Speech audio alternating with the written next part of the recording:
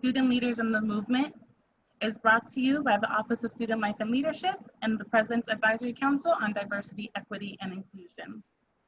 Today's panel will feature current and recently graduated student leaders who are involved in many different ways in the Black Lives Matter movement. Our amazing student leaders will share how they are involved, the change that they hope to see, and provide some insight on how you can get involved and make some change as well. Before we get started, some ground rules for the event. The event is being recorded and will be shared after the event with attendees, as well as with our campus community. We will also be sharing some different resources that will be talked about during the event in that same email. We ask that you stay muted throughout the event. I also have the power to mute, so if anybody by accident becomes unmuted, I will mute you.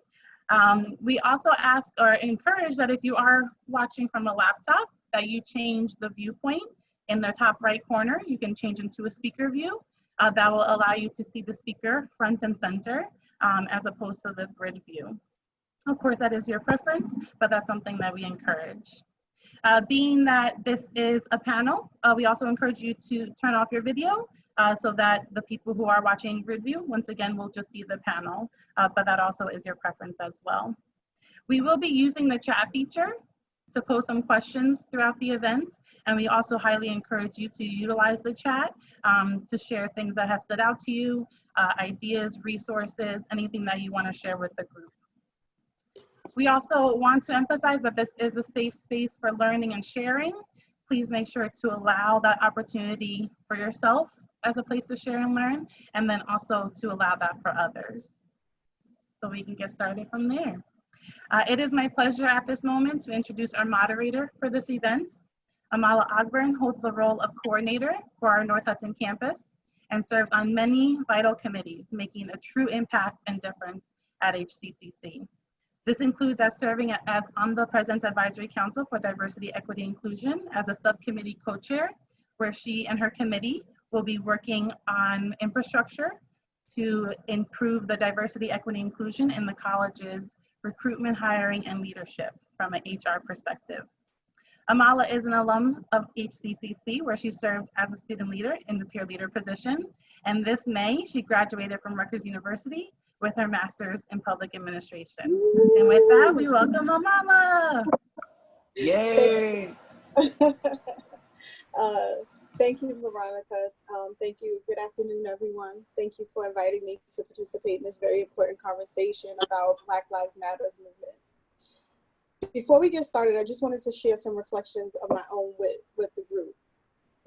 Back in 2012, when I was pregnant with my son, Trayvon Martin, a 17-year-old Black boy, was murdered. I vividly recall how I felt when I heard of his murder and when I later heard the 911 call. Fast forward a few months later to the acquittal of Trayvon's murderer, I was hurt, deflated, and I felt hopeless. A few years later, I found myself as a student in HCCC trying to figure out what I could possibly do to help put an end to the murder of Black and brown people. All I could come up with at the time was to educate myself, to raise my son to be an advocate and empower each person that I come in contact with to challenge the status quo. Eventually, I felt like I needed to do more. I felt like I needed to be on the front lines. So I made up my mind to be at the protests, to create programming that promotes cultural competence and inclusion, and to let my son march, shout, and tell the world that Black Lives Matter. Activism does not look the same for everyone. Only you get to decide how you show up in this world and how you show up in this movement. I had many friends looking to support me on the front lines, but they were afraid to march due to the current pandemic. And while I would never advise anyone to put their health or safety at risk, the threat of illness or violence is worth it to me. What I need people to understand is, as a Black woman, I cannot detach from these stories. They're very personal for me.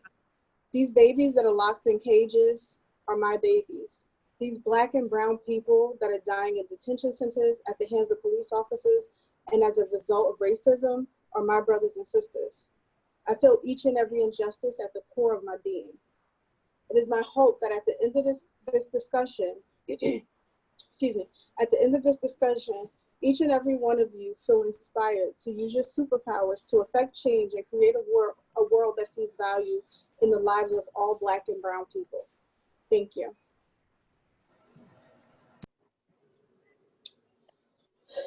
So now, moving along, I will introduce our panelists. And first up, we have Bernadette Barnes, 2019 HCCC alum and co-owner of Woke Empowerment. Next up, we have Roman Dodia, Vice President of the Environmental Club and Students Against Ableism, followed by Diana Gonzalez Argueta. I'm sorry, I practiced so hard too. HCCC class of 2020 and co-founder of Paramiente. Then we have Pedro Morinchel, Vice President of Scholarship for Phi Theta Kappa and Vice President of the STEM Club. Last but not least, we have Sharazad So, President of the Dance Club, VP of Leadership for Phi Theta Kappa, and Secretary of the Black Student Union and STEM Club. Let's give our panelists a round of applause. Yay! So we'll go ahead and get started with the first question, and Bernadette will be the first to respond, and then we'll go through the panel in the same order that I introduced everyone. So Bernadette, the first question for you is, during the past couple of months and beyond, please describe how you've been involved in the Black Lives Matter movement and tell us what the changes that you hope to see. Well, the first thing, I've been protesting and signing different petitions for George Floyd and Breonna Taylor. I would definitely say get involved. That's the number one thing, especially on social media. A lot of people are not going out, so maybe you could start by, this is more for me. I've been posting on social media and reposting and sharing and even educating other people of different race or religion on, what it means about, Black Lives Matter. It doesn't mean that your life doesn't matter. It just means that we just need some assistance over here. So come help us. Let's come together as one. All lives does matter, but right now, Black, people, we need your help. So that just educating people online, because a lot of people they don't know Black history. Even African Americans, they don't know Black history. So it's about educating yourself. It's about doing the research. And I wrote some more things. And I have my nonprofit. Like you said, back in 2012, what really hurt me was Trayvon Martin's murder. And that really encouraged me to just start my nonprofit organization. And I have a nephew that was Trayvon. That's Trayvon's age, and that was really, hurtful to see what happened to him. So I was like, what can I do? So I decided to, start Woke Empowerment. We started 2017. We've been active in the community, doing partnerships with Hudson Community College. What else? Just go. Sometimes you just have to get your hands dirty. Just get your hands dirty, participate, get involved, and do the work. If you want results, you got to do the work. So. Thank you, Bernadette. And just to follow up with that question, what are the results that you hope to see? What do you want to come from this movement and from all the work that you and your nonprofit have been doing? What I hope to see, honestly, I hope to see more Black businesses as well. It's all about money at the end of the day. So Black economics is building wealth. When we build wealth in the Black community, that's when the government and the politicians and everyone else, that's when they start to listen and get involved. That's when, Target and Starbucks, that's when they start to change and really put in the work. So it's all about dollars. So definitely building wealth in the Black community, having our own little Africa, stuff like that. It starts there. I also have my own small business. So it starts there. Just, even having an LLC, so I encourage people to get an LLC and, start your own small business. Thank you so much, Bernadette. I appreciate that. And Roman, next up, do you need me to repeat the question, Roman? Oh, sure. Okay, so in the last few months and beyond, what have you done in the Black Power movement, Black Lives Matter movement, I'm sorry, and what are the changes that you hope to see as a result of this movement? And first of all, greetings to everyone who has joined. I'm very happy that, all people are joining this event. And I'm not showing myself up because for some reason, myself is shown like upside down on the screens. so I'm not no, turning on my camera. But last few months, when I heard, by a podcast that a person named George Floyd has brutally killed by some, officers, it made me sad. And, I just thought of, my friends Bernadette, Shirazad, and I just texted them that, hey, I'm sorry that it happened to you guys. And I'm also signing petitions, and I'm helping Pedro to make it accessible a document which is spreading awareness of Black Lives movements, and you can donate and you can do a bunch of stuff to help this movement thrive. And the change that I'm hoping to see, that I wanted to have this society, being equal towards everyone, and just, be live in peace. That's what I really hope. Thank you. Thank you so much, Roman. We appreciate you. Next up is Diana. Hi, everyone. My name is Diana Gonzalez Argueta, and I run a local nonprofit organization in Union City called Para Mi Gente. So, as for Para Mi Gente's involvement in the Black Lives Matter movement, Para Mi Gente organized an event called Shake the Block, which was a march from the North Hudson campus on 48th Street and Bergen Line to First Street Park, all through Union City. This march was organized to stand in solidarity with the Black Lives Matter movement. We collaborated with the Black Diaspora Club from McNair High School in Jersey City and had a few members of their club speak about their own experiences and what changes they wish to see.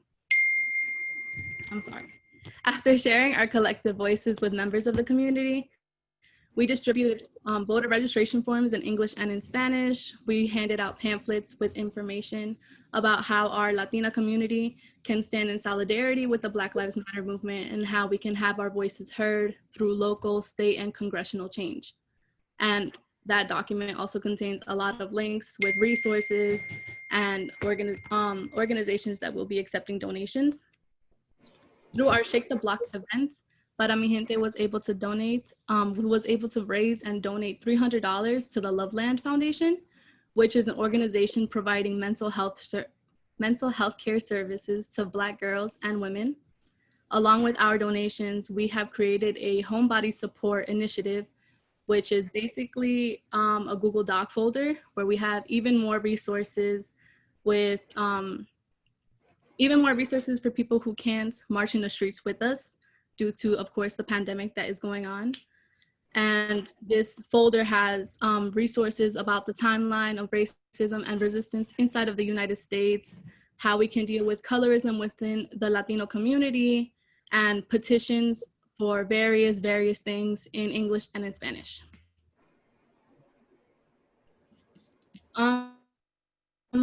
And for what I want to see come from this, I wrote a lot, but from protesting, we the people have painted Black Lives Matter on streets, we've canceled TV shows, we've made changes in sports, we've changed voice actors for Black roles to be filled by Black people, businesses have expressed support for Black Lives Matter, and Black people have been hired in executive positions.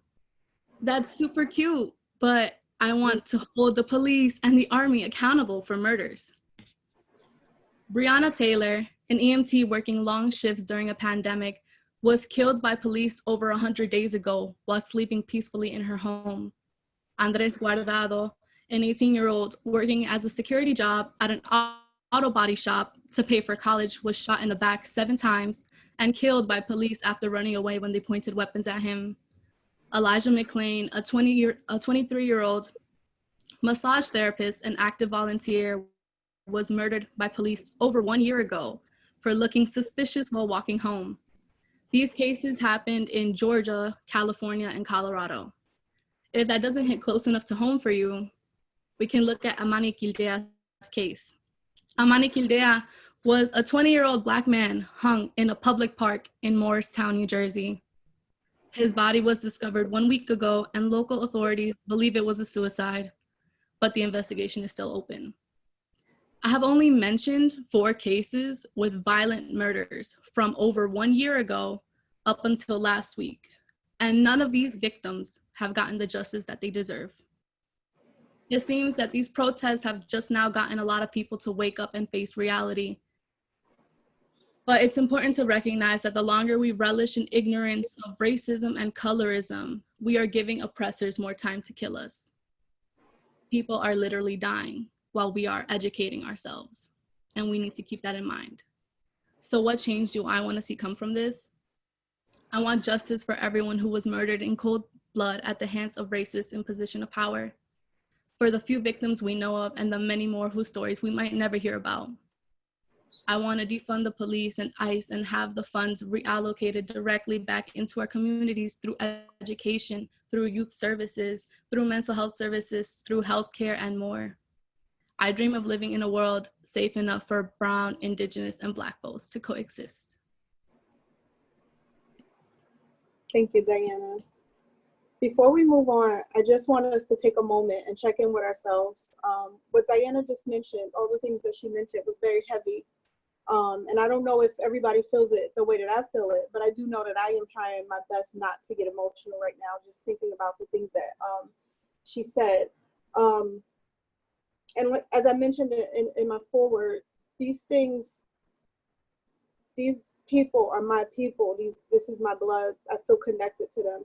So when we talk about these things, it's very heavy for me and it hurts. So I just want you all to take a moment and check in with yourselves and see how you feel. Do you feel, are you hurt? If so, take a deep breath. Just take a moment and allow yourself to process what you just heard.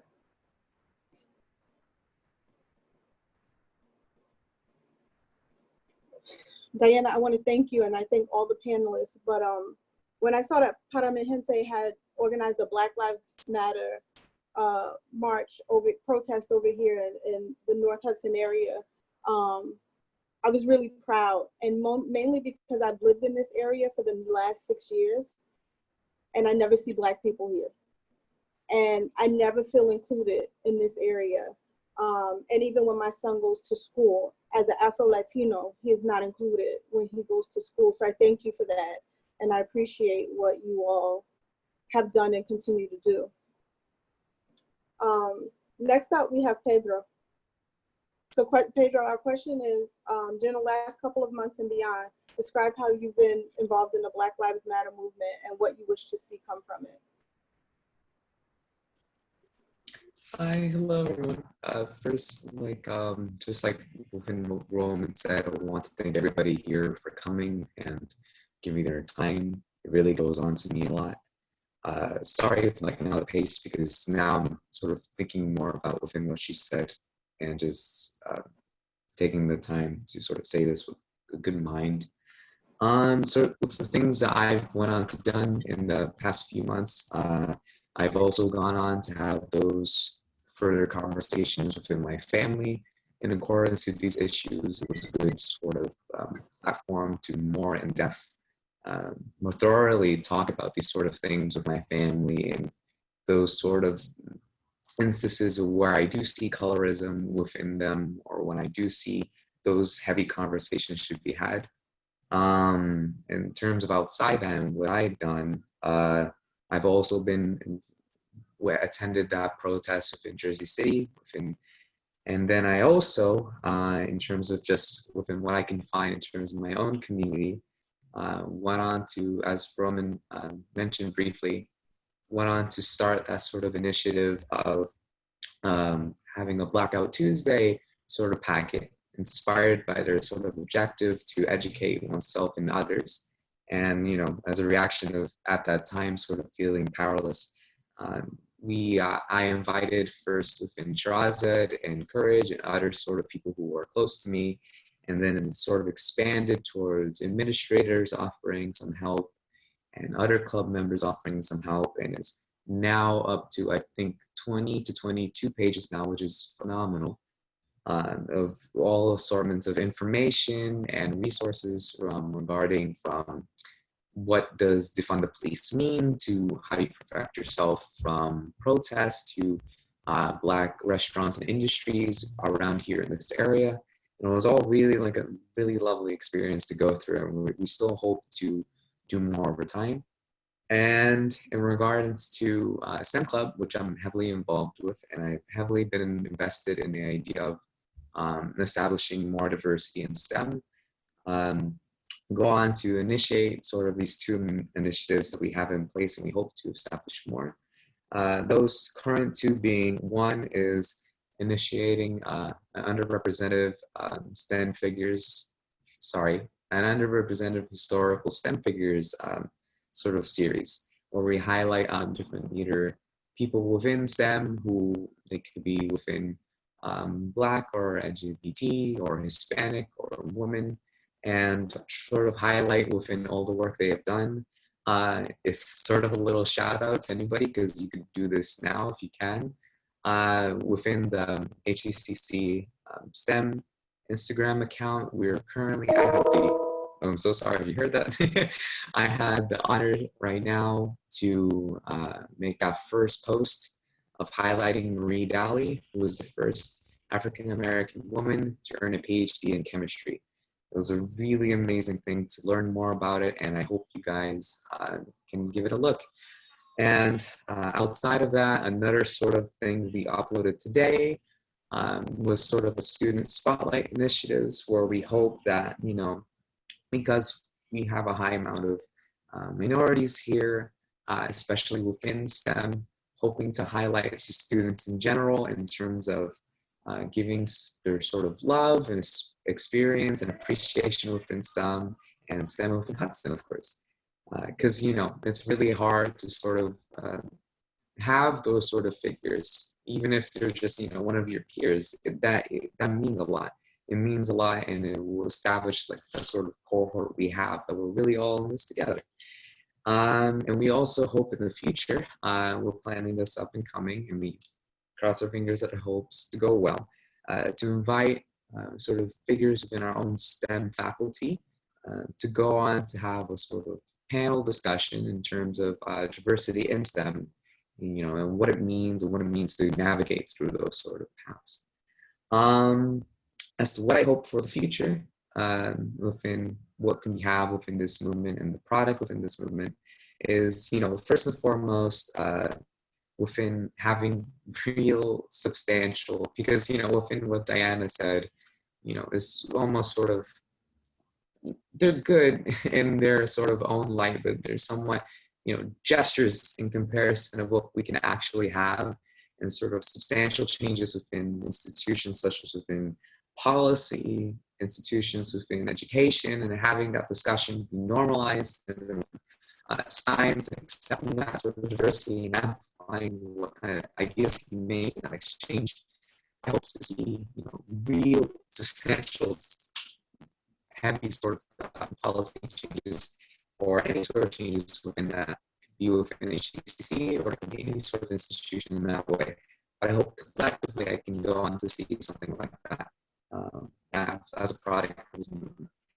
And then the other one, sort of response that I would hope is that, you know, there, and it's an unfortunate thing that I would have to say, is that this happens historically in the past, and that, you know, even if there happens to be those policy changes, that we would still have to bridge and sort of educate those who may not have that sort of understanding yet, and the importance of these situations. Pedro? Yes? I'm sorry to cut you off. Your sound is a little choppy. Oh, oops. Oh, I'm sorry. Has it been choppy for a while? Yes.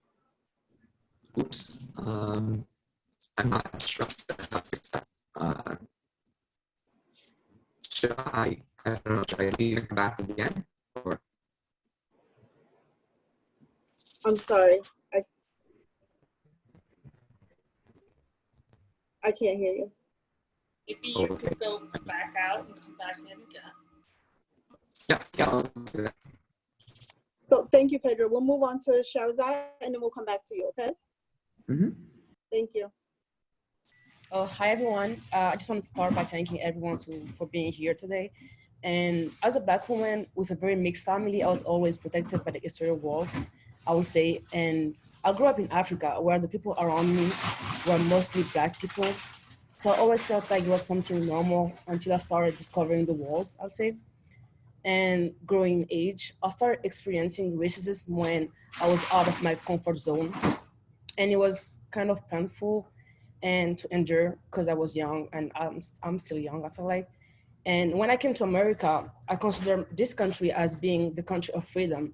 That's what I grew up learning. So when I started hearing about the police brutality within the Black community, I felt concerned and sad about it.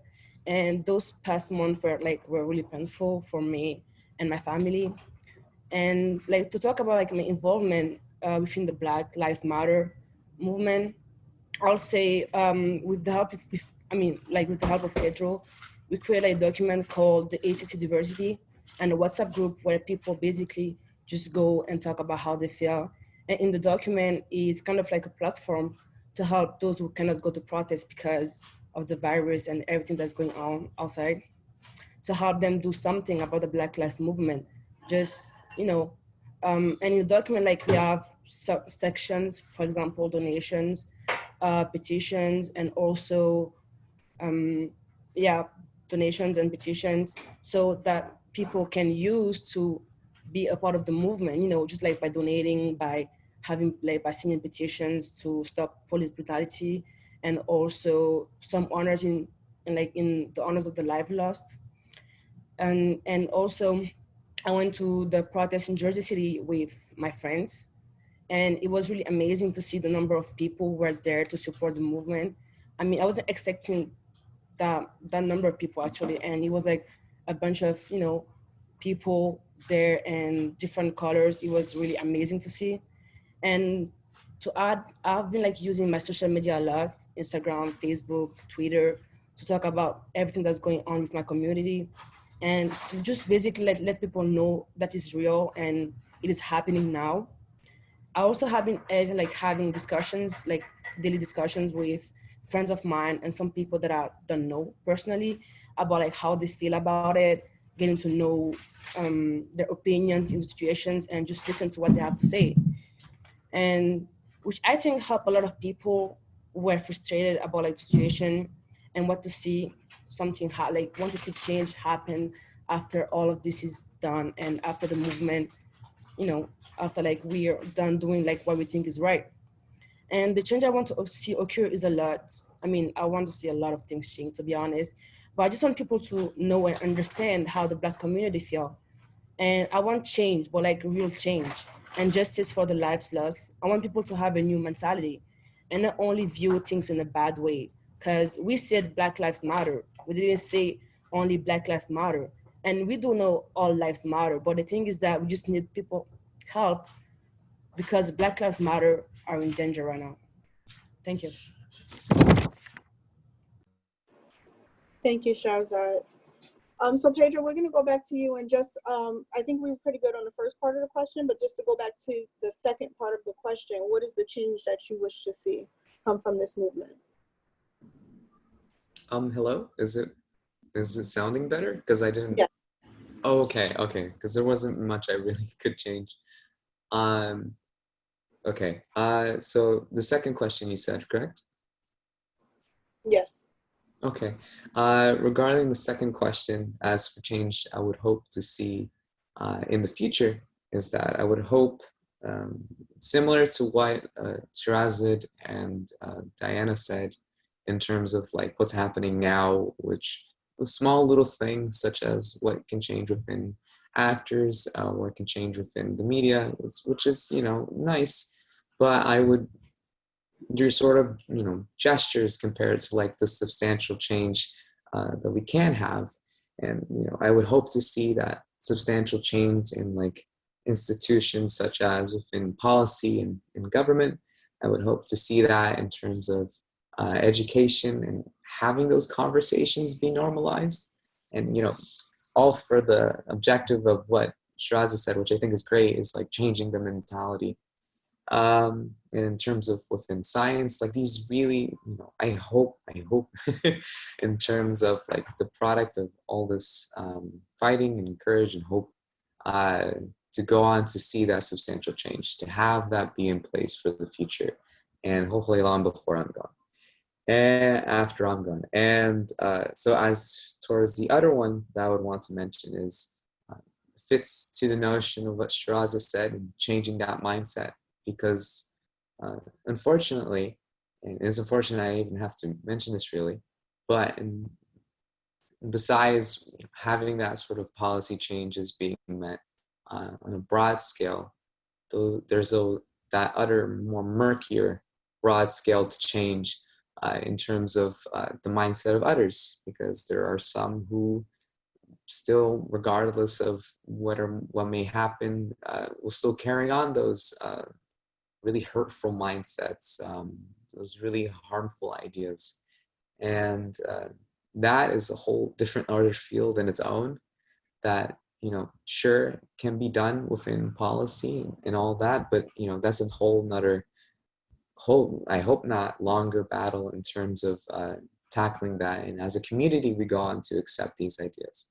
And that, that end goal, I really do hope to see, or at least start to see a shift within all this.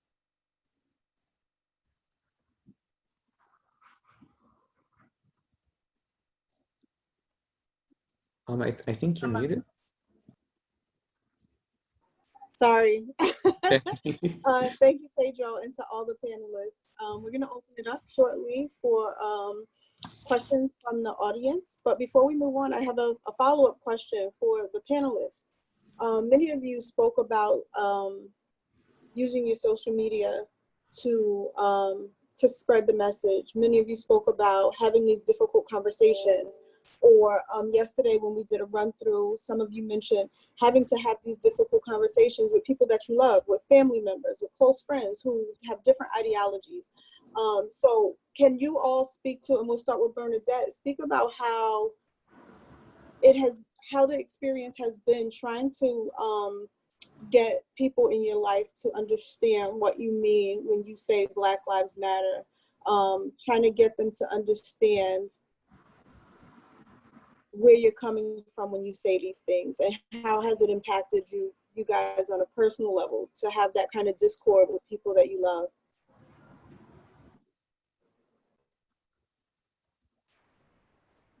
You're muted, Bernadette. Sorry.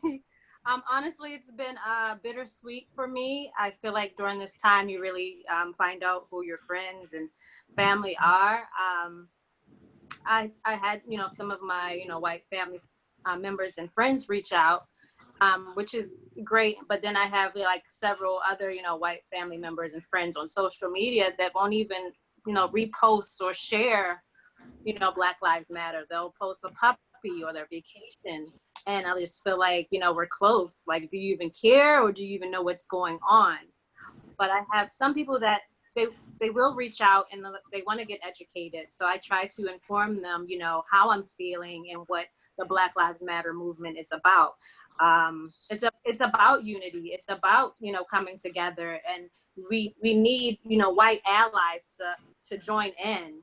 We don't want just Black people, even though we say Black Lives Matter, we want white allies to come in and participate and help us out.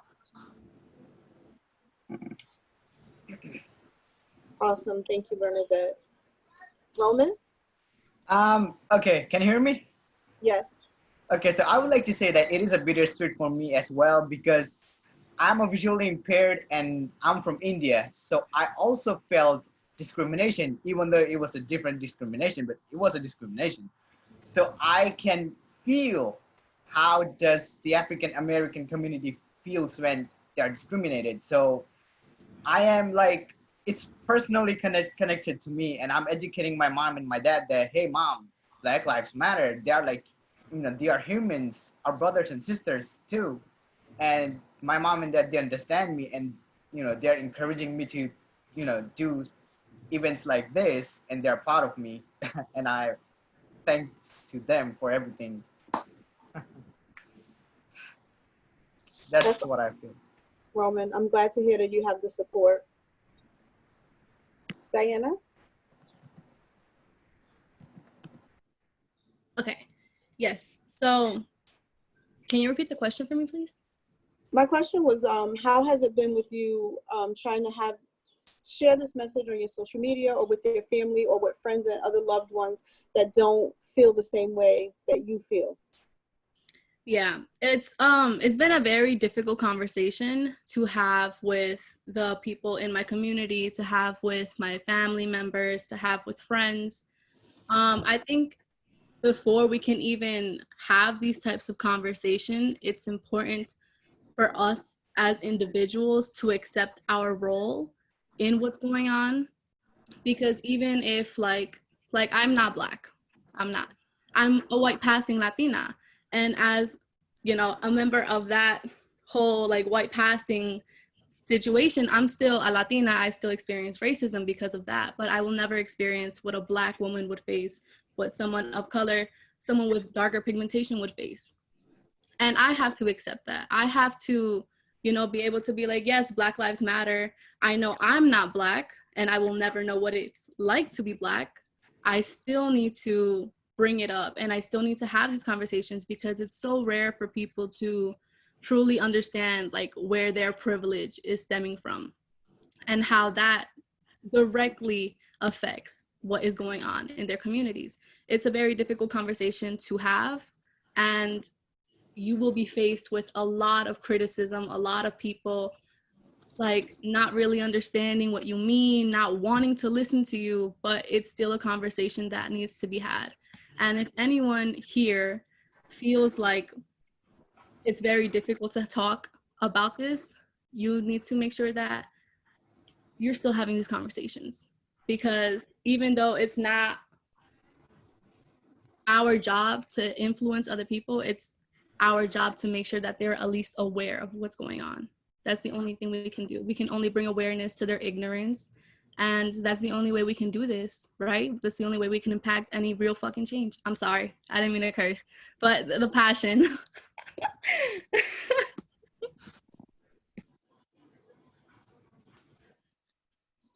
Well, thank you for that, Diana. Okay. Pedro. Okay. Going on in towards going on in towards can you repeat the question again? My question was about in regards to you all using social media or having these difficult conversations to promote Black Lives Matter and to inform your loved ones about Black Lives Matter. What difficulties have you faced in trying to spread that message or having those conversations with your loved ones? Okay. Oh, good. Okay. I just wanted to make sure I had the right question in mind. And so I don't think I'm looking back at everything. I have not had a lot of encounters in terms of people who had those sort of, really stark differences in terms of my understanding of the movement. I have within, especially in terms of my family, especially towards my mom and my dad, in terms of having those discussions when we would go on to, or I would see them go on to watch TV, to watch Univision or Telemundo, within those sorts of programming and getting those sort of information, and hearing their sort of disagreements, not strictly disagreements, but sort of a misunderstanding of like the functions of the protest and the products of the protest, what can happen, and just sitting down and really going on to, because I had these conversations beforehand, even before the movement, in terms of some statements that they would say in terms of colorism and within those who happen to be Black. And I feel in terms of explaining, I would have these sort of long conversations with them at times and sort of explaining maybe within the history of that, using these sort of tools, conversational tools of either history or in terms of what may have led up to these situations or what does it mean to have these sort of situations occur, has been used pretty well. I feel like something, because again, I am not Black and I am Mexican and Honduran. something that was said in a protest with which I went to by Adriana was something along the lines of when she began discussing Hispanic allies that were within the crowd. She mentioned something saying that we are neighbors.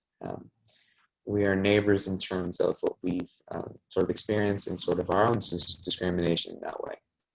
And I feel like mentioning that in terms of my family, in terms of how, especially how we go on to face discrimination on our own, goes on, I feel like in that way, really sort of, when I use that sort of tool, I think changed the most in sort of their perception to these things. And sort of, bringing that notion that, we are within this together, that we all deserve a better chance within all of this. And again, thinking about the conversational tools that you have, especially with the internet and having the sort of historical background and sort of better understanding within how all this really means, really does help a lot. And it's just, it takes a step by step, but it really has impacted sort of their thinking. Thank you, Pedro. I'm gonna move on to Shahrazad, but I just want to ask that you guys, when you get a chance and if you're interested, to please either read the book or look at the docu-series, Black in Latin America. It's really informative about, it's really informative, but I just hope that you guys get a chance to look at that or to either read the book. So Shahrazad, moving on to you, the question is, how has promoting the Black Lives Matter movement impacted you in your personal life, with your family and your loved ones? Okay, so I feel like I've always been having those kind of discussions with people, with my family, because the first time I had that discussion, I think I was 10 years old with my mom, and we were in Morocco, and someone just called us like the N word. That was like the first time I experienced that kind of thing, and I was so shocked. Even though I was young, my mom, she went crazy on the person. So, and yeah, since that day, we're like always having that kind of discussion when we're eating, how you feel about it, how you feel about going to a new country, where you're a Black person and within, until people around you are not really like the same color as you, how do you feel about it? And for example, like now here I live like with my uncle and my aunt, and my uncle, he's a white person. And the first time, like when we started hearing about like George Floyd and all the police brutality and stuff, I was so shocked that I almost cried that day. And my uncle was just like there looking at me, and he was like, what can I do for you? And I was like, you can't do nothing because it's happening. That's how it is. Like, what can we do? And he was like, if like you need to talk, like you need someone to support you, I'm always here and stuff. And that's something that I really feel like, yeah, thank you, because talking about that kind of things are not easy at all. And when you're like Black and like the people around you are mostly white, and you're like, I don't think they will understand how I feel, so it's not always easy to go to them. And when I started sharing like on social media with my friends, there were a lot of controversies, to be honest. Some people were talking about the fact that they're doing too much, and other people were like, no, we're not doing too much. Like, when people are mad, sometimes they do stuff, but that's how it is. So, and having like all those people who have like a bunch of different ideas and talking together in a group chat, it was really hard, because like they have their own ideas about how things are going on and how like we should handle them. And I was like in the middle of all this, I was trying to have a normal conversation, and people were getting mad because some of them are like, oh, you don't know what you're talking about, you're not Black, or you don't know like what you're talking about because you're different from us. And I feel like that's how hard it is to talk about that kind of stuff. So within my family, I always felt like it was easy because it's my family, and I feel like we share the same past, like the same history and stuff. So it was always easy with them. But like with other people, outside people, even my friends, it's not that easy. So, and I think that people should like remember that talking about it will always like make things, like you will always feel better about it. like when you talk about like something that happened to you in the past, like how someone treated you, you always like feel better about yourself because you know you're not the only person. And you know, like until your last breath, you still can do something about it. Thank you. Thank you, Shahzad. You made some really important points, and I think it's important to stress that we don't all feel the same way, and we don't all have the same opinions. In my personal opinion, is some of us are extreme in in our thoughts, and some of us are very passive in our thoughts, and some of us are right there in the middle. And so I think it's important to kind of point that out. So now I'm going to hand the floor back over to Veronica, and Veronica is going to open the floor up for the audience to ask questions. Yeah, so if there's anybody who has any questions or any comments, feel free to unmute yourself, share your video for our panelists, or just to share with everyone. I do want to say thank you so much to the panelists and Amala. You all are amazing, and this is, I know for sure there are people that are walking away taking notes and taking this to their next interaction.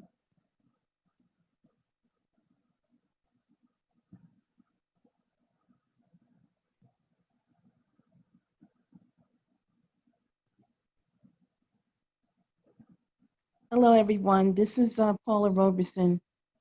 Can you hear me? Yes. Yes, we can. Okay, great. First of all, I want to say I'm so very proud of all of you for sharing your experiences and being a part of the movement. Some of you voluntarily, some of you involuntarily, because it really pulls at your heart.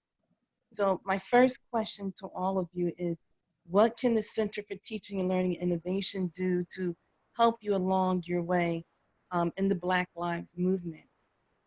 I'm sorry I did not get your question. You just cut off slightly.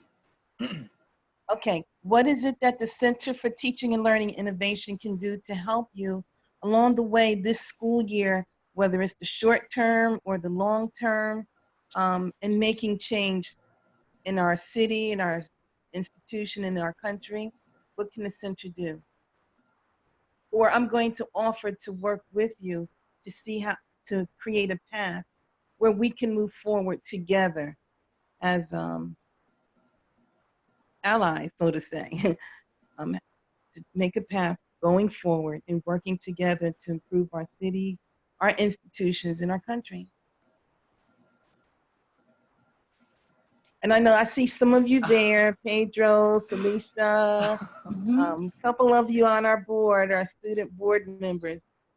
So they are contacts for you students, if there's something that you can think of where we can work together to move forward. Even connecting with that to a conversation of more representation in the curriculum, in readings, and authorship. So I don't know if any of the students have any thoughts to share with Paula on that. I think I can go first. So hi, Paula. Hi. And in terms of what the center can do in terms of that, one thing that this is not like the first time I heard in terms of like establishing like changing the curriculum in a way that it does establishes these discussions. I would hope to see that. I would hope to see that within the edited day. But in terms of that, I guess I only say that because I'm very new in terms of having curriculum changes, and I'm not sure as to what the best tools are, what are the best parts of the curriculum, or like that type of new curriculum should be that really fulfills that objective of like hopefully bringing on students to have a more better understanding. I'm not sure, because I guess like the focus of what can be done in terms of that, because that would be something I would love to see, is guess researching, like I guess policy that has been made and really focusing on like what has been successful before, and like making those, like what are those, like I guess what are those tools, how were they used the best, and like what to them were like success. And I guess really defining those roots in terms of the curriculum, again, based through research. And I really am someone that very much am an advocate for using strong research for any proposals that they would wish to make, and seeing like what those roots are, I guess. Because I say that because I don't even really necessarily know what the best action can be, but I would hope to do it in the best way that we can. Thank you for that. And I want to share that I have reached out to a contact that I have at Temple University, still waiting to hear back on how we can incorporate more diversity into our curriculum. But this is a person who does it, this is their job. So I'm waiting to hear back. It's not something that has gone unnoticed. Okay, I really hope that person responds soon. Okay. If I could jump in, Veronica, before you move on, Paul, I just want to say thank you, because prior to all of this, you have your efforts through Center for Teaching and Online Learning has been very, they stand out for me. Just for the speaker lineup that you've had over the past couple of semesters, you've had in a good group of, and then to even host the book talk that you have every week on white fragility. And I'm sitting here next to my bookshelf, and I'm looking at my bookshelf, and there's James Baldwin and Alice Walker and Octavia Butler. And I think about, this is not, my bookshelf doesn't look like everybody else's bookshelf. And so if you decide to continue the book talk, to maybe introduce these types of authors to the rest of the community, so that they aren't just reading these books as a form of education, but just because it is good to read a diverse group of authors and hear different stories and hear these stories from different perspectives. So I just want to say thank you and commend you for all that you have done so far. Thank you, Amala. And I want to give kudos to, and none of these, I don't think any of these people are on the line, but to the General Assessment Committee. We were reviewing one of the courses for review, and we looked at their English, their authors. It was an English class, their authors, and they were diverse. It wasn't just for one course, it was for the entire English curriculum, and they were very diverse. So people do what they like to do in their classroom or what they choose to do. But I think now, in light of everything that is going on and the reawakening or awakening of America, that it needs, I guess, oversight for to see how deeply entrenched diverse authors are in the curriculum. So we are doing something, but when we know better, we can do better. So that's the goal. Most definitely. I think that that's, every day we learn and know, there's no, it's not too late to ever continue to learn and be better than who you were yesterday, who you were last week, last semester, last year. And these conversations help with that and help build that community. Roman, do you want to talk a little bit? I know when we went through the run through, and you spoke a little bit about ensuring that people with visual disabilities or any disabilities are included in terms of making sure that documents can be read through screen readers and just different things like that. Can you talk a little bit about that? Oh, sure. So in the documents which I'm working with Pedro and Sharazad, I am making sure that it is readable by a screen reader, because I use a screen reader called NVDA. So I just wanted to make a request that if you guys create any documents or something like that, just make it readable through a screen reader, so it is easier for people like me to comprehend. That's the one request I wanted to make. Thank you. And I know that we have a lot of support on campus as well for faculty members to ensure that their readings and their resources are able to be shared through the screen reader, and always room for more. So if anything can be improved. Not really. I'll let you know. Okay. Does anyone else have any questions or anything, any comments to add? So I have a question in the chat. Or Doreen, I saw you put your screen on, so I don't know if you were going to ask a Yes, question. Okay, go for it. I have a question. I'm Doreen Pontus. I'm the Associate Director of Counseling and Wellness at HCC. And I'm just wondering what my department can do in offering mental health services and support to this movement. You know, I do work with Mental Health America on being mindful of my post and what I should be putting on, but I wanted to know if there's anything else that I should be doing to provide support. Oh, so hi, I'm gonna answer that question. So last time, like I talked with Miss Veronica, and I told her that we should, because I think the president has last time something called the town hall, and people basically went there to talk about how they feel about like the movement and stuff. So that was something really great, and it was really emotional, because I feel like when people talk about how they feel, you know, they feel better afterwards. So I feel like if like you can have that kind of thing every week, people to join and just talk about how they feel like with everything that's going on about like the Black Lives Movement, that would be like a great thing.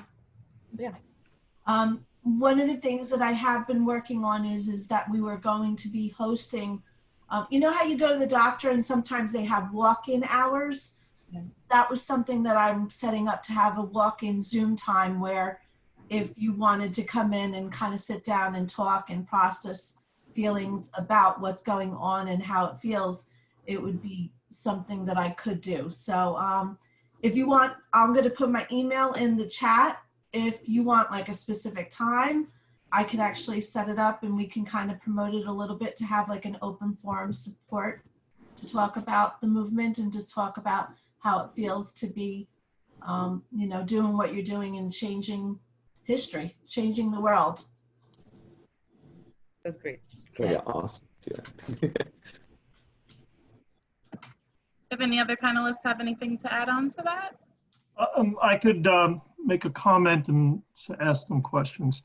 Hi guys, my name is Michael Felice. I teach sociology, and you know, I have to say I'm so taken by, you know, your courage to be out there, let alone through the coronavirus, all the risks and chances you're taking. I mean, it's rare to be a historical actor. And I think what you'll find is that it's not just a momentous moment for you, but it's probably the best education you're going to get. And I just want to segue that into saying, I think one of the best things you could do, not just for yourself, for your students, but also for your teachers, is to bring that experience into the classroom. It's not like your experience is something separate from what's going on in the classroom. And a good teacher will be open to hearing that and sometimes adjusting their own views. It's not always easy as a teacher to do that, but I think that's, teachers owe their students at least that. So you're going to be bringing things into the classroom that probably a lot of us don't know and have to be re-educated by our own students. And that's part of the classroom experience. And you shouldn't think that that's not the place for you to do that. It is the place for you to do that. And you'll probably, you know, in one way or another, be cultural leaders in encouraging other students to feel that their experiences are very valid also. So in that sense, that's my comment. I have some questions for you. You know, I've been reading, I guess, like everybody else, so I'm an old fogey, so I know nothing of your experience other than what I'm reading. And part of what I understand is that what's been so new and effective about your movement is that it's not located in any center per se. You know, it's about issues of leadership and organization that seem quite new in terms of what you're doing. And I guess as a sociologist, I'd like to know what you're thinking about that. So, you know, what is it about, I mean, how do you envision, not so much where you're going from here per se, but the means? In other words, how do you think about leadership? Or do you think some aspects of leadership are dangerous, which they certainly could be?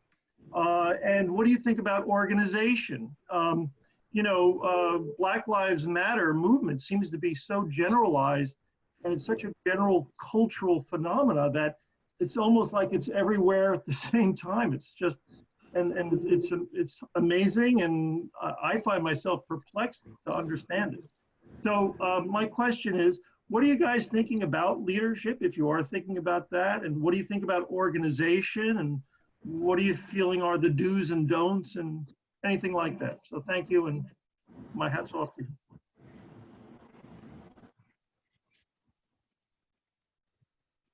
Any panelists who want to take that?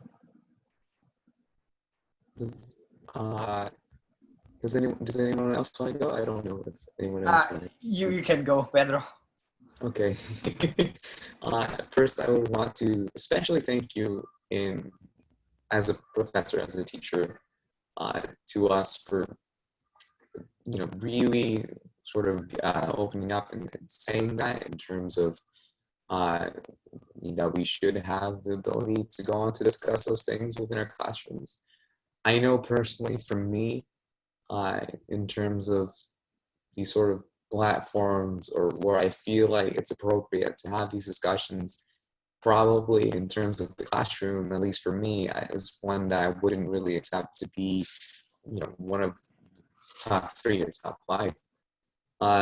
So it's really heartfelt, and I'm sure that I hope I speak well for everyone of the other panelists here to say that that's really amazing that you go on to say that. And that's really needed to go on to say that, because parts of this discussion should be however we can, and our impact and like our sphere of influence should be, in whatever sort of way that we can, even the classroom. So first, I just want to comment and commend you and thank you for that. In terms of leadership and organization within this movement, and especially within the thing that you said in terms of Black Lives Matter, in terms of how it's structured, doesn't seem to have a center, or doesn't seem to have a sort of one specific leader per se. And it is amazing in that way. It is amazing within how sort of it goes within all parts of how we can impact surroundings. And I guess in terms of leadership for ourselves and like within our community and my impact on that, I hope that we do have a sort of cohort in terms of taking on the position just to organize the best we can locally in terms of making sure we can have the best impact. It isn't necessarily needed, but I would hope so, that we have like a really robust sort of leaders that we can call on towards. And in terms of organization, hold on. Oh, sorry. I just want to ask another question in terms of your question, because I want to make sure I'm answering your question right. In terms of leadership and organization, are you meaning in terms of our own experiences or our own sort of opinions towards the movement as a whole? I'm not sure those are separate. And any way you want to address that, I'm interested in knowing your experience with, in terms of the movement, your experience with organization leadership, if it's something that you want more of, or you feel like it's something that gets in the way, or I'm just trying to understand how you're thinking about those things. Okay. Oh, so let's say, as for example, like the Blackout Tuesday packet that we made. That was something that initially that I floated the idea off to Shirazad on a whim at like 3 p.m. in the afternoon, right after I got off of a meeting, because I thought it was going to be a good idea. And in terms, and it did, thankfully, in terms of like people who participated and the sort of influence it went to. I can say in terms of that, just an example, because that's something I think I could best give comment to, because it was something I was so invested in. That organization, towards the first initial night that we made that packet, sort of getting everyone together, we had some technical difficulties. And I remember sort of like, because we planned everyone to come at this sort of time, and I was like, oh my God, it's not going in time, it's not going right. And then, but after those sort of blimps happened, I can say everything went just really smooth. I feel like having that organization is really, really needed, especially in terms of something like this, of what it can happen. I think is embracing maybe both of those things. Both of those things being like a really, really structured thing, and like what we see now within the Black Lives Matter movement being how it's really everywhere. I feel like meeting a sort of middle ground in terms of how everyone within their own connections, especially with social media. And it's really amazing seeing how social media changed a really big movement like this in a way. And we're just, we're starting to see how that goes on to save it. Like recordings, for example, like having mass recordings of what can happen.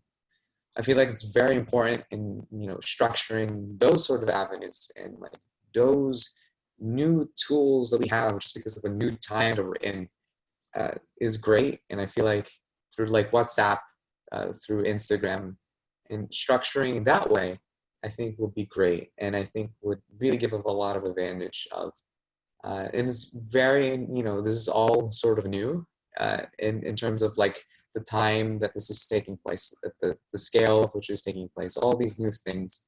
But I'm really hopeful in terms of seeing that being structured better in the same way that I saw in terms of organizing the packet with everybody else. Yeah. I don't know if there's another panelist want to give comment to this. Yeah, I do. So Professor Furlise, thank you for bringing up what you said about students being allowed to bring up this in the, like these types of conversations into a classroom. I am a recent graduate, and I know that I felt like I wasn't allowed to bring politics into the classroom because it felt like completely separate worlds to me. It felt like I had a life inside of school and I had a life outside of school, and they could never merge. But it's really important for students now to realize like this is exactly the time for that. This is exactly the time for us to be bringing up these conversations in our classes, to our friends, to our professors, to anyone, Everyone is learning. We're in a time where everyone is unlearning racist behavior, unlearning specific things or whatever it may be, and we're learning like new things. And as of what you said about this movement not having a center or like a specific, I guess like a form, a foundation, it doesn't really need one. This isn't a new conversation for most people. This isn't something that, like, it may be new in terms of like the fact that we're all talking about it. It may be new now that it's like on the news and whatever is going on, but this has been going on for a very long time. And by this, I mean like systematic racism and like the suppression of people has been going on for a very, very, very long time. This isn't something that is like just coming up, like Black people are just being killed now. This has been going on continuously over a very, very long time. And it's very difficult to kind of articulate at the moment because I'm feeling a lot. But what I wanted to say is that this isn't new for most people. When we think of like how systematic racism has affected us, no one really thinks about like small little things. Like, for example, the Black Panther movement, the Black Panther like whole organization was considered a terrorist organization by the United States, but the KKK was not, ever. So, little things like that, we now are like, oh, of course the KKK should have been classified as that, but it never was. It still isn't. These are things that we don't recognize. I know I didn't recognize for a long time because it felt like, well, it seems like common sense. Why wouldn't we get there by now? But the thing is, like, we are all still learning. We're all in different stages of unlearning and learning and processing and explaining to other people. And, I feel like one of the biggest things that we are experiencing now is people being canceled. Cancel culture is a big thing going on right now, which is like basically the youth saying like, oh, you're canceled, you don't know what you're talking about. But a lot of people don't realize learning is an ongoing, non-linear process. You know, this is something we are going to struggle with for a long time as individuals.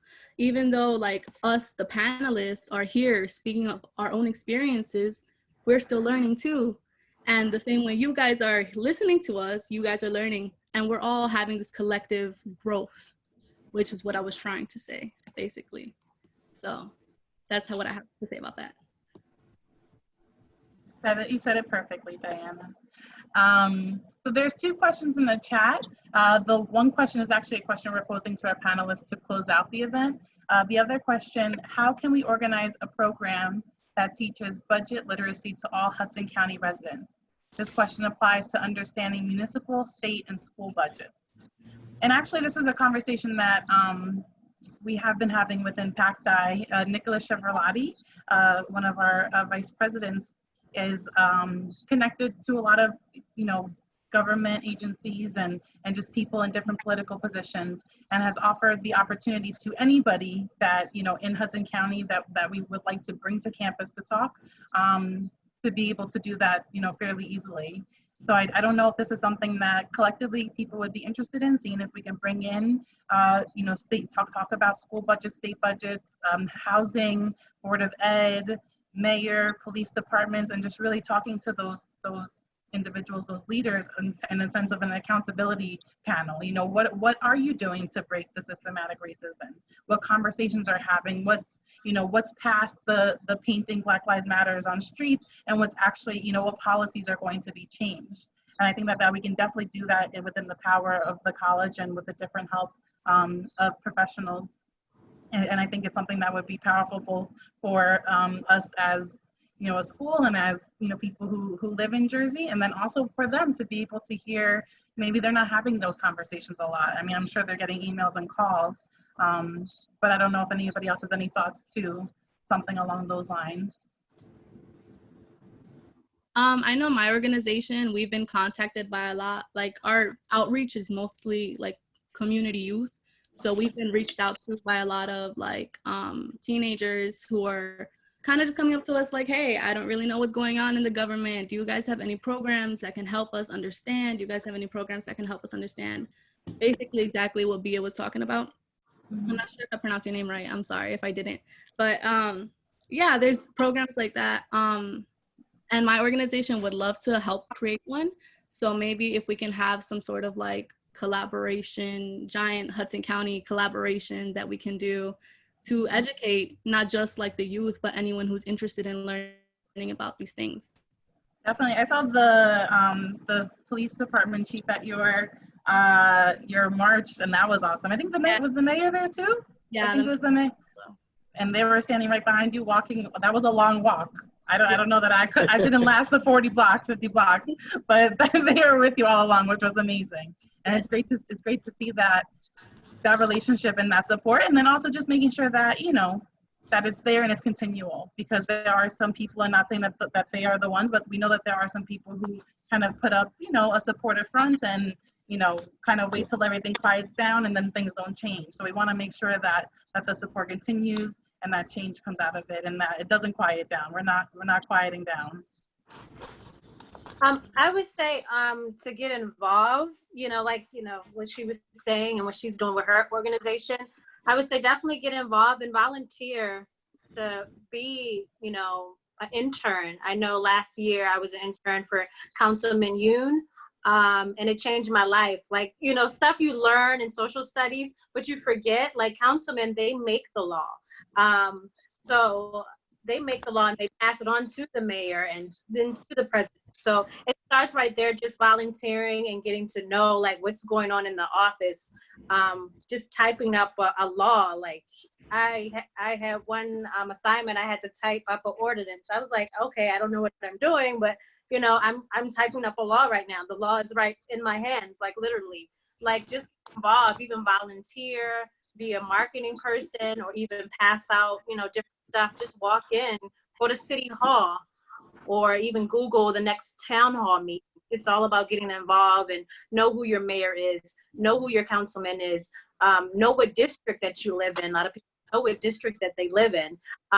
Just getting to know community activists, all of that. It's, you don't necessarily have to be a leader, quote unquote, but just even be a volunteer.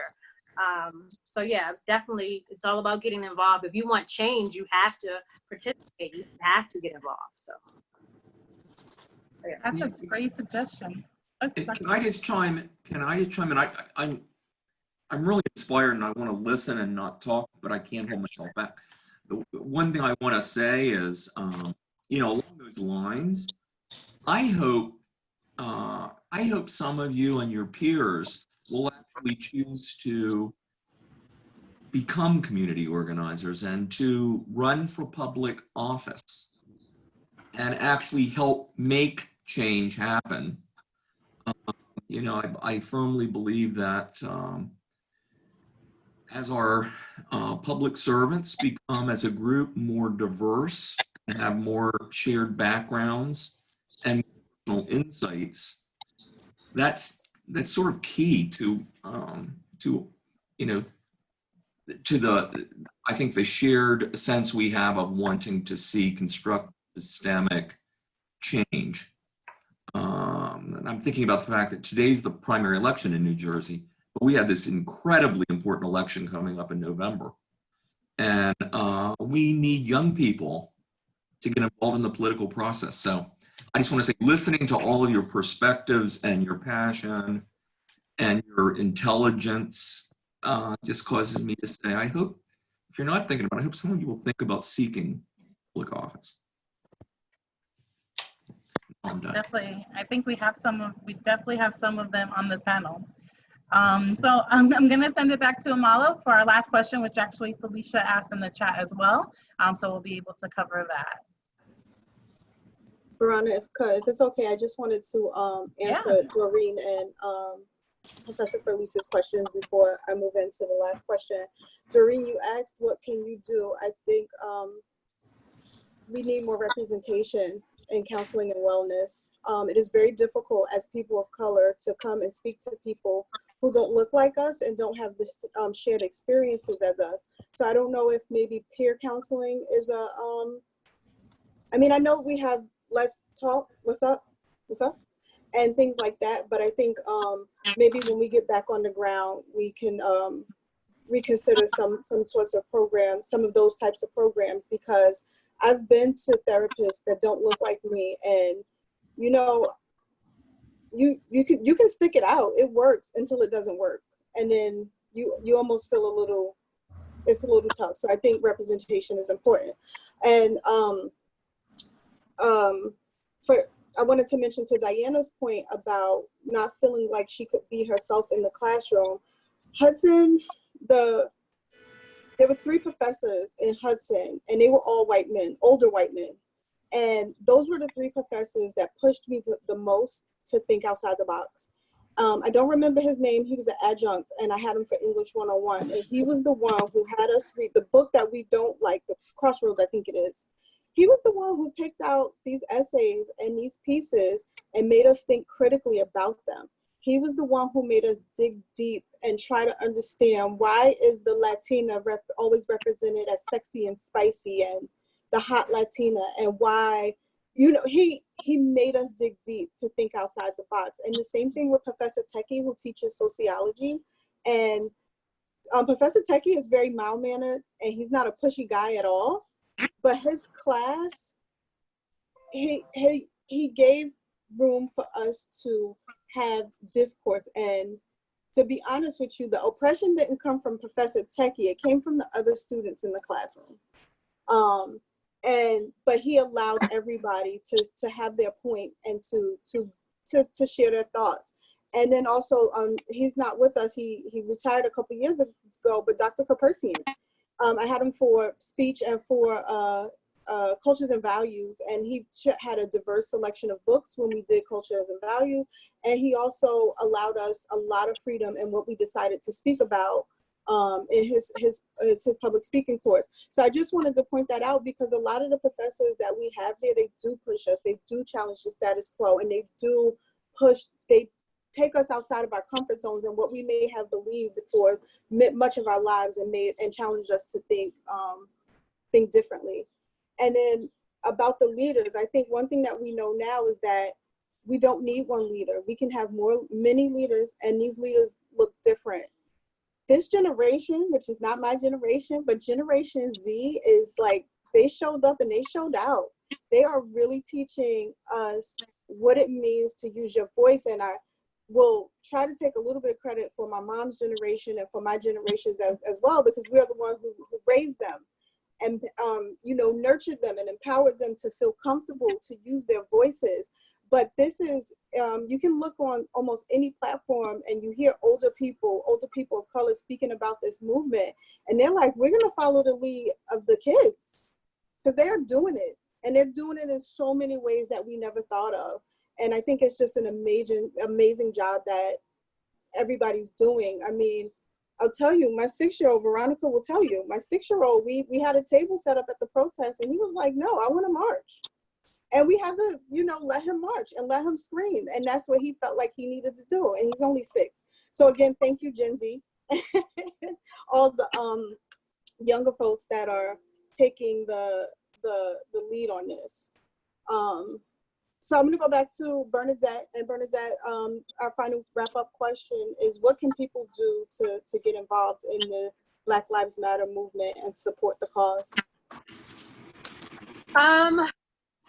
Like I said earlier, definitely get involved with your local, you know, the community councilman, mayor, get to know your community, and even start your own Black Lives Matter. It doesn't have to be that organization. I have my own organization, Woke Empowerment, and we partner up with Hudson. We partner up with Jersey City Housing Community and even Hudson Partnership. So we partner up with different other or organizations in Hudson County. So, you know, start your own nonprofit and, you know, partner up with other people. It's all about community partnership and just building. So yeah, I would definitely recommend, you know, starting your own movement and, you know, still be a part of Black Lives Matter, but, you know, you can start your own movement as well. Thank you, Bernadette. Roman? Roman, are you with us? Okay, so we're gonna move on to Diana. Yeah, can you just repeat the question, please? What is one way anyone here can support the movement? Okay, so besides what Bernadette said, which is like getting involved with like political change, I think the biggest thing anyone can do is to keep having these difficult conversations, honestly, because they are super difficult. Like, we will never finish talking about how difficult these conversations are. If you've had them already, then you know what we're talking about. And if you haven't, then you know what to expect. These conversations can get really crazy. They can get out of hand really quickly, but it's important that we still continue to have them, because once we keep educating our friends, ourselves, our family, then we can actually cause some change. We can actually bring awareness to what's going on, because again, most of the time people are not aware of what's going on if it doesn't affect them directly. So having these difficult conversations is the first step. Being able to acknowledge our role in this whole system is the first step. You know, we need to acknowledge what's going on. We need to be able to speak about it comfortably. We need to be able to know that people are going to tell you that you're wrong regardless.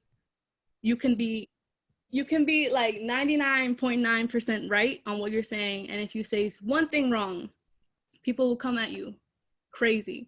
And it's really difficult because they will use your like lack of whatever to make you feel like you don't know what you're talking about, and you do. What you're saying is valid, what you feel is valid, and I think that's just an important reminder. Everyone has a role in this, and as long as we all accept it and we all educate ourselves and our family, we can get somewhere. Thank you, Diana.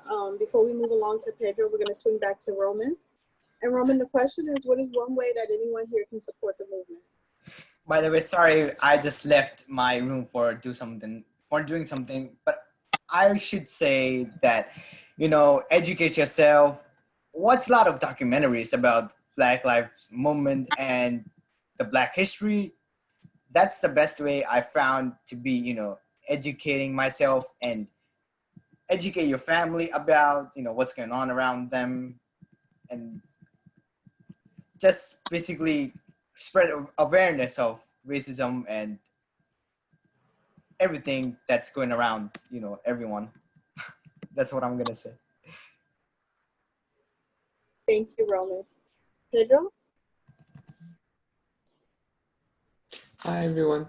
So within what I have to say in terms of what you can do, I know that I say this because I felt that way.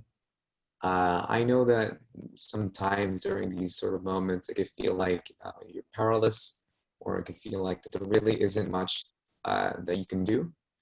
Something that I have to say that helped me, and I feel like can help folks, is that go on to look, sorry, with like something as like racism, like permeating through everything we can, that permeating through everything that it has been, affecting everything, even ways that you couldn't expect. One of the very, very, very few things I can say to make light of that is that with racism impacting so much, there's so much ground that victories can be made. And another part of that is that every victory is a victory, whether that be changing the mind of your family member or starting your own sort of protests. Every victory is victory. It's all a collective movement thing. And towards that, I say, look at your niche, look at what you love, look at what your communities that you're a part of, and look at what unique sort of context that you have. And all in all, look at your uniqueness. I say that to me, in terms of I'm heavily invested within STEM. I want to hopefully go within something in mathematics or physics. And something I want to ask a question to all of you is that this is something we didn't run through. I did it at a different point than I'm doing it now. I don't know if it's good. Is that for everybody in the crowd right now, over 39 years, up to probably the mid-2010s, there's a collection of graduates within PhD graduates within the United States, and they have that within different fields. And so over 39 years into, again, like the mid-2010s, there have been 22,000 white men who have graduated as US in the US as a graduate degree in physics. How many of that do you believe, in terms of all of that 39 years, how many Black women do you feel like earned a PhD within physics? I just want everybody to sort of comment with their guesses in the numbers in the chat, if they can. Don't know if there's folks that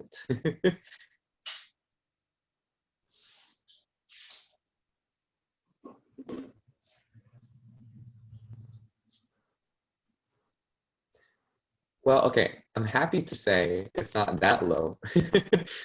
I'm happy to say it's not that low. It is 66. There's 66 Black women that went on to have a PhD in physics within those years. And I say that within the knowledge of there's so much more that can be done. And so that's what I went on to do within STEM. And like, again, everyone is unique and everyone has a unique path and everyone has a unique victory that they can make. And so that's the advice I give to you. Yeah. Can I add to that really quick before Roman goes? Yeah. Okay. So I just want to go off like what you said, Pedro, when you mentioned like everyone has their own thing and they can do whatever they like in helping this movement move forward. I know like I've personally seen a lot of people who are interested in arts and film and music and all these amazing, incredible talents that people have, and they're using it to help this movement move forward. So like Pedro and I are in STEM, and we of course hope to influence our field in that way. But I know like there's always something that you can do that you can feel comfortable with. Meaning like you can just make some art and post it up on Instagram and Twitter or whatever. And you can do something that will benefit others even if you don't think it's much, is what I'm trying to say. So thank you for bringing that up, Pedro. And sorry to cut you off, Roman. No worries, Diana. We're actually going to move on to Shahrazad. I think I think I'll start like by saying that people should educate themselves about their own history first, because like there's some people that are basically saying I'm not black even though they don't know their own history. Like in some way you're kind of black, but you don't even know that because you don't know your history. So I feel like people should learn about that more. And also, a way that people can support is, for example, taking a look at, like the document I talked about in the beginning. So people should take a look at it because, like, as I said, like you have donation part, petition part. So if like you don't feel like going to protest, you can just go there, donate. Signing a petition is a way to participate and give something that that you like something you want to do for like the movement and stuff. And also having discussions, because as I said, talking about it is really important. Sharing, using like your social media to share, to talk about it around you with people, like with your family, with your friends. That's also a good thing, because just telling them how you feel about it and asking them how they feel about it, and just try to stay. Just try to be less frustrated about everything that is happening. And I also say that you don't have to go to protest to support the movement, as Diane and Pedro mentioned. You can do the thing that that you can do, for example, art and music, all that kind of stuff, just to express how you felt. For example, in TikTok, there's a lot of people who just like basically doing songs, doing music, dancing, like to show their support to the movement. That's still something. And yeah, so I would like end by just reading to you a quote that I read when I was in Twitter that I really felt like, okay, that's great, which is, if my son went for some skills and did not return, or played in the park and did not return, or went for jogging and did not return, and with his last dying breath called out my name, I will burn down the city too. People say that the system is broken. That's true, the system is broken.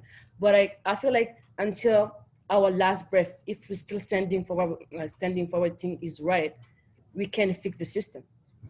Thank you. Thank you, Shirazi. Thank you to all the panelists. And I think all of you made really good points about really tangible ways that people can get involved and people can support the Black Lives Matter movement. What I also want people to understand is, just to go back to what I said in the beginning, in my beginning remarks, is your activism doesn't look like everybody else's activism. Your involvement in this movement doesn't have to be overt, and it doesn't have to look like everybody else's. For all of us here, just to be on this meeting, you are doing something, right? A seed has been planted. You've got to hear the perspective of some people that are affected by these daily injustices. And so right now you are a part of the movement, and there is a lot of value in that. When you leave this conversation and you go to dinner with your friends and family and you talk about what you've learned here or what you've heard here, that is you being a part of this movement. When you look differently and you spend your money differently, when you think twice or speak up when you see something taking place, that is you being involved in the movement. And yeah, that's pretty much all I have to say. I'm going to hand it over to Veronica, but first Doreen wanted to speak. Doreen, it's all yours. Thanks. I read the comments. I didn't have my chat window open up until a few minutes ago because I closed it back out. So I guess I wanted to address Diana's comment about culturally that most colored women, Hispanic women tend to not seek supportive services.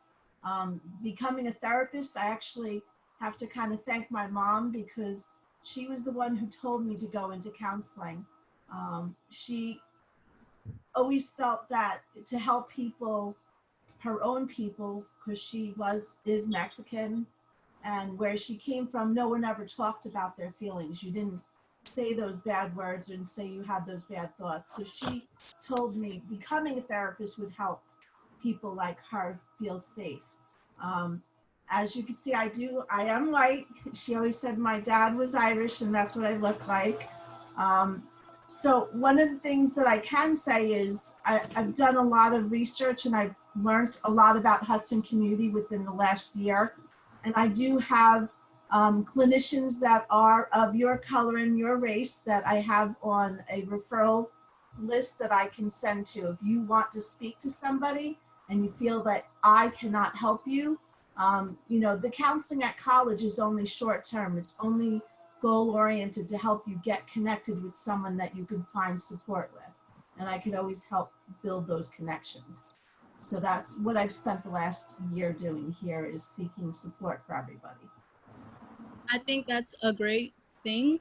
I just like what Amala said, to point out that we are talking about women of color. So not just people who look like me. We're also talking about people with darker skin complexion. We're also talking about with like completely different type of people. We need all types of representation in the fields that we want to go into and the fields that we want to participate in. And mental health is not just a one race thing. Mental health is like something everyone can take care of, even if you don't have like a mental health illness. We all need to take care of ourselves. And it's just important to recognize that everyone needs to be taken care of. And as long as like your specific, like, I'm sorry, you said you work for like the mental health counseling? Yes. Yeah, as long as the mental health counseling at Hudson just continues to provide the platform that it does, saying that it has resources for students to come and speak to whoever they want about whatever they want, then I think that's the only thing that matters. That's most important. And definitely, you know, continuing to learn and learning that, you know, our words matter and verbiage matters. So women of color versus colored. I know that I think recently the dictionary now capitalizes the B in Black. You know, that we are listening to each other and how to identify Latinx versus Latino, and things, you know, things are kind of always changing. But as much as we put ourselves out there to listen and learn and correct and adjust, we can continue to move forward. So that wraps up our event, and I definitely want a big thank you to our panelists and our moderator, and to everybody for attending today. I want to also follow up with an email tomorrow morning with the recording of today, as well as the different resources that have been talked about, and also promote additional events being held this week that are sponsored by PAC Day. So tomorrow at 11 a.m. we both have the White Fragility Book Talk event with Paula Roberson, and also the same different event with Amala. So I'll include those links in the email I send as well. And then also on Thursday at 2 p.m. We have a Rest in Power virtual visual event. So really taking the opportunity to respect and take time to remember and support each other and the different Black men that we have lost, Black men and women, and trans men and trans women that we have lost more recently and beyond. So thank you all so much again. Have a great afternoon. Thank you for coming, and we hope to see you at a lot of future events and keep the conversation going. Thank you, everybody. Thank you all so much. Take care. Thank you, everybody. Take care. Have a great time. It means much more than you know. Most definitely.